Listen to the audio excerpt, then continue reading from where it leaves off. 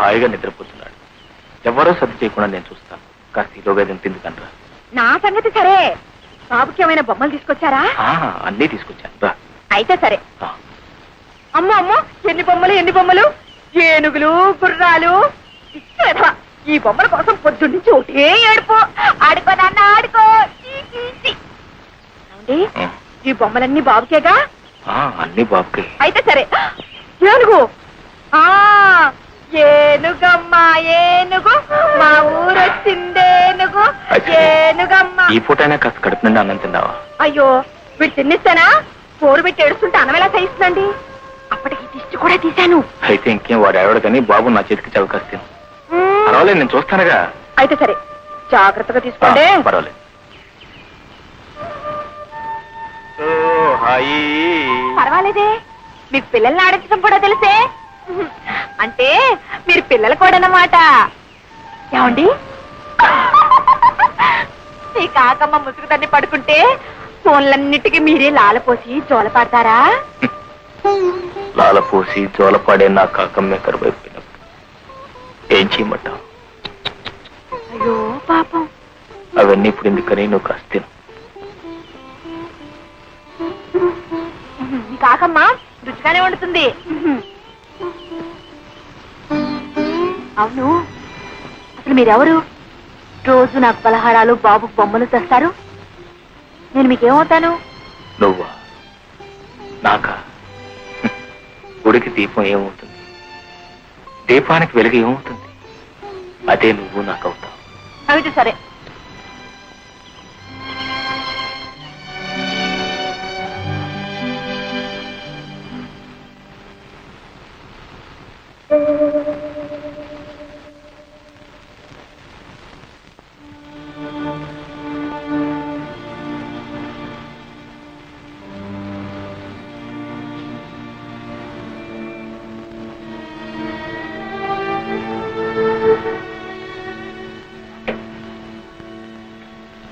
విగ్రహం వచ్చింది బాబు.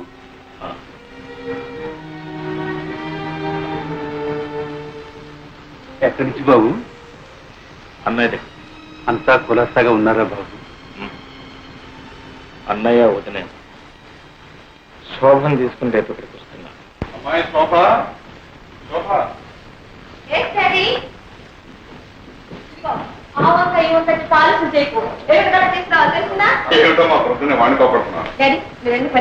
ఇదిగో అమ్మా, నీ అమెరికా ప్రయాణానికి కావలసిన పాస్పోర్టు వగైరా వగైరా కాగితాలన్నీ. అప్పు త్వరగానే వచ్చేసాయే. సరేలే, మూల విరాట్లకు ముడుపులు చెల్లించి చిల్లర దేవుళ్ళకు అర్చన చేయించి ఇలా అంచెలంచెలుగా అందరినీ తడిపి మనం దశావతారాలు ఇస్తే గానీ ఆ కాగితాలు మన చేతికి రాలేదు. ఎడం చేతో ఎక్కడో పారేసుకుని మర్చిపోక కుడి చేతో భద్రంగా రాసుకో. Okay daddy.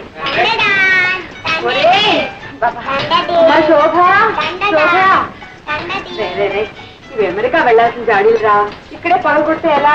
ఏంటి మమ్మీ, చూడమని కొడుకు ఏ పని చేయనివ్వకుండా నా ప్రాణాలు తీసేస్తున్నాడు. అమ్మమ్మ నేర్పిస్తున్నావా? లేదు మమ్మీ, డాడీతో ఆడుకుంటున్నాను. జాడీలతో ఆడుకుంటే పగిలిపో. అసలే మన అమెరికా వెళ్ళేది ఇమ్మనంలోనేనా? అవును. అయితే మరి ఇమ్మనంలో చింతక పచ్చి తీసుకొస్తా.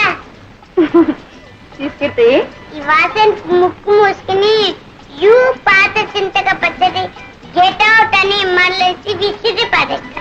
అప్పుడు అమ్మమ్మ అయ్యో చింత పచ్చడి, అయ్యో చింత పచ్చడి, నువ్వు ఒకటే బాగా వసపోసి పెంచావు. చూడు ఎలా మాటలు నేర్చుకున్నాడు. వెళ్ళి ఆడుకో. అమ్మమ్మ జాగ్రత్త. ఈ అల్లరి రసం విడిచి మమ్మల్ని ఎలా ఉండమంటావే? అందుకేగా మమ్మీ మిమ్మల్ని కూడా రమ్మంది. ఇది మరీ బాగుందమ్మా. మీ ఆయన భార్య బిడ్డల్ని ఎప్పుడెప్పుడు చూద్దామని తహతలాడిపోతుంటే వెంట ఈ సతి మొదలు కూడా ఎందుకమ్మా? ఆయన తహతలాడేది నా కోసం కాదు డాడీ. ఇదిగో ఉన్నాడుగా ముద్దులు కొడుకు, నో షుగర్. వీడంటూ పుట్టకపోతే ఆయన గారు ఆదేశంలోనే ఉండి నెలకు రూపాయి ఖర్చు పెట్టి ఓ ఉత్తరం ముక్క రాసి పడేసి ఇంతే సంగతులు అనేవారు. ఎవరైనా అంతేనమ్మా. ఇద్దరు ముగ్గురు అయినప్పుడు ఆ మూడో ప్రాణి ఈ ఇద్దరికి ఆరో ప్రాణమై కూర్చుంటుంది. రేపు నువ్వు మాత్రం నీ ముద్దుల కొడుకు దూరం అయితే ఉత్తరం ముక్క కాదు, రెక్కలు కట్టుకుని ఎగురొచ్చి వాడి ముందు వాళ్ళు. అమ్మో, బాబుకు దూరంగా ఉండడమే మై గాడ్. ఒక్క క్షణం కూడా ఉండలేను బాబు. అవును, అడవటం మర్చిపోయాను. వాసుకు జాబ్ రాశారా? టెలిగ్రామే ఇచ్చాను. బాబాయ్కా ఏమని? రేపే బయలుదేరి వస్తున్నామని. అబ్బా, ప్రయాణానికి పట్టుమని 10 రోజులే లేదు, మధ్యలో ఇదే సిల్లి మజిలియా?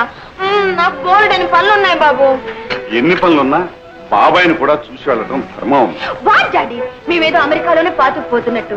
చూడు, ఈసారి వచ్చినప్పుడు బాబాయ్ దగ్గర 10 రోజులు ఉండి వెళ్తాను, సరేనా? అది కాదమ్మా, నువ్వు వెళ్ళేదేం పక్క ఊరా, పరాయి దేశం. తమ్ముడు కూడా నిన్ను ఒక్కసారి మనసారా దీవించి పంపితే మాకు సంతృప్తిగా ఉంటుందమ్మా. అవునమ్మా, నాన్నగారి మాట కాదనుకో. ఆల్ రైట్, మీ ఇద్దరు బలవంతం చేస్తున్నారు గనక మీ తృప్తి కోసం అక్కడికి వస్తున్నాను. తీరా అక్కడికి వెళ్ళిన తర్వాత నన్ను ఉండమని బలవంతం చేస్తే నేను అక్కడ ఉండను. I won't stay. ఆ వాతావరణం, ఆయన పద్ధతులు, ఇలా వెళ్ళడం అలా వచ్చేయడం. Okay okay.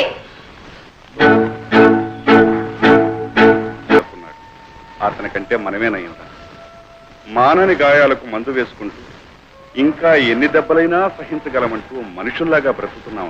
అన్నయ్య, శోభ వెళ్ళిపోతుందంటే నాకే ఇలా ఉంది.